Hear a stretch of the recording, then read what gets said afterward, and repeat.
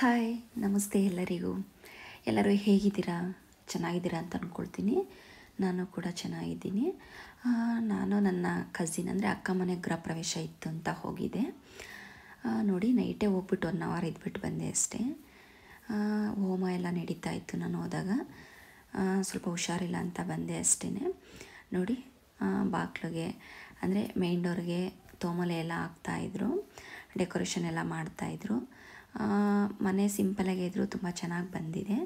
ಇನ್ನೂ ಸ್ವಲ್ಪ ಕೆಲಸ ಎಲ್ಲ ಬ್ಯಾಲೆನ್ಸ್ ಇದೆ. ವುಡ್ ವರ್ಕ್ ಏನೂ ಆಗಿಲ್ಲ. ಸದ್ಯಕ್ಕೆ ದಿವಸ ಇವತ್ತು ಚೆನ್ನಾಗಿತ್ತು ಅಂತ ಮಾಡ್ಕೊಂಡು ಬಂದರು. ನೋಡಿ ಬರೀ ಕಿಚನ್ನು ಮತ್ತು ಹಾಲ್ಗಷ್ಟೇ ವುಡ್ ವರ್ಕ್ ಆಗಿದೆ, ಇನ್ನು ರೂಮ್ಗಳಿಗೆಲ್ಲ ಆಗಿಲ್ಲ. ನೋಡಿ ಇದೊಂಥರ ಖುಷಿ ನಮಗೆಲ್ಲ. ಎಲ್ಲರೂ ಬಂದಿರ್ತಾರೆ, ಎಲ್ಲರ ಹತ್ರನೂ ಮಾತಾಡ್ಬೋದು ಅನ್ನೋದೊಂದಷ್ಟು. ನೋಡಿ ನಾವು ಕೂಡ ನೈಟು 1 ಅವರ್ ಎಲ್ಲರ ಜೊತೆ ಮಾತಾಡಿ ಇದ್ದು ಬಂದು ಊಟ ಎಲ್ಲ ಮುಗಿಸ್ಕೊಂಡು ನೋಡಿ ನೈಟೇ ಸ್ವಲ್ಪ ಹೋಮ ಎಲ್ಲ ಸುಡ್ತಾಯಿದ್ರು.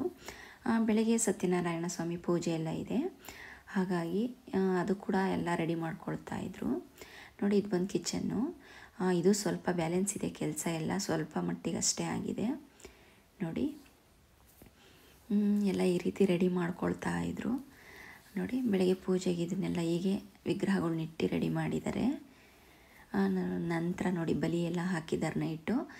ಬೆಳಿಗ್ಗೆ ಅಲಂಕಾರ ಹೀಗಿತ್ತು ಸತ್ಯನಾರಾಯಣ ಸ್ವಾಮಿಗೆ, ತುಂಬ ಚೆನ್ನಾಗಿ ಮಾಡಿದರು.